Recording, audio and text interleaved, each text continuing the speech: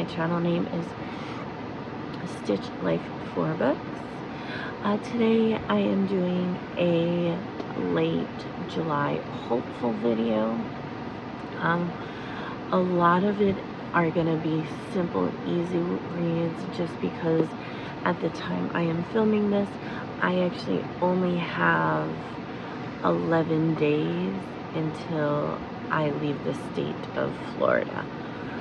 And so all my library books I have to return before I say goodbye. So I want to get as much as possible. I did have more. I had to just condense a lot. So hopefully I can get more things read in a short amount of time. So the first, so there are two books that I've actually already started. July, I am actually participating in 3 readathons. I'm hoping there is a lot of books that, or actually a good chunk of the ones that I want to read are actually between graphic novels and manga, so hopefully I can intertwine some of them. But the first readathon is called Beachathon. It is hosted by Sarah Y. I will link her YouTube down below. She is also having a whole bunch of hosts. I will link her announcement down below. I do know she has a Discord as well, and her readathon is all month long. So hopefully I can incorporate some of what I'm reading into her readathon. The second one is Catch-Up-a-thon, the Sunday edition, and that is starting actually this Sunday, July 9th, and it goes for 2 weeks. I believe it ends July 23rd. I will put on the screen what the exact date time frame is. Kind of the same concept. I will link their announcement videos and how it works down below. And then the third one is the infamous Summerween, and that starts, I believe, I think right before we actually leave. I think that is when it gets started with my hopefuls. Now there are 2 books that I actually have already started reading, and I'm halfway or almost complete. And the first one is The Last Word by Taylor Adams. Everybody in the book community has heard of the book. Basically, just to do a brief recap, it's about a girl who did a 1-star review, and she is in this isolated setting, and the author tried to take her to remove the 1 review, and now she is in the hearing creepy things are happening, so she is trying to deal with that. So that is The Last Word. I am about halfway, if not a little bit more. Yeah, I'm literally almost to that halfway mark, and I'm actually liking it right now. The other one, which this one I'm actually almost done with, is Dead Voices. If you don't know, Dead Voices is the second book in the Small Spaces series. I'm not really going to describe what this is due to it is part of a series, but I will say definitely it's a middle grade. It's a fun and eerie read. I'm actually liking this one over the first one. It's really got some creep factors. We'll say that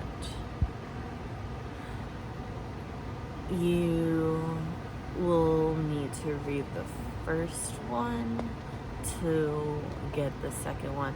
Normally, like especially middle grades, you don't have to like read in order, but there's references in this one pertaining to the first book that kind of plays a key role in this one. But I'm liking it so far. This one is in a isolated cabin in the middle of a snowstorm. That's as vague as you guys are gonna get from me. Book is chasing the boogeyman. So my library had this read or reject, and so I kind of was interested in what they would recommend. Gave them like 3 favorite genres, and they kind of picked things that out of normal. And apparently I had no idea as far as this one goes, but I guess it's based on an actual person, because just to give you some clips without really spoiling, there's like actual photos and transcripts, so it's definitely mixed media, that's for sure, which is kind of cool because I've never read a mixed media before. But yeah, it's definitely interesting. So that's the last physical book. Now all the rest are either graphic novels or manga. I am gonna do a complete separate video on just reading the manga. I'm hoping, I mean, honestly, it just depends. We have a lot to do, and we literally only have 11 days to get everything squared away here, so that way we can head out on the 18th. So with these mangas, I know nothing about them, didn't read the backs of any of them. Honestly, that's kind of how I mood read. I literally just go solely on cover. I know, but you know what? It is what it is. It's how I choose, and sure, why not? The first one, I don't even know the name of this. Okay, so the first one is Momo. It's called The Blood Taker.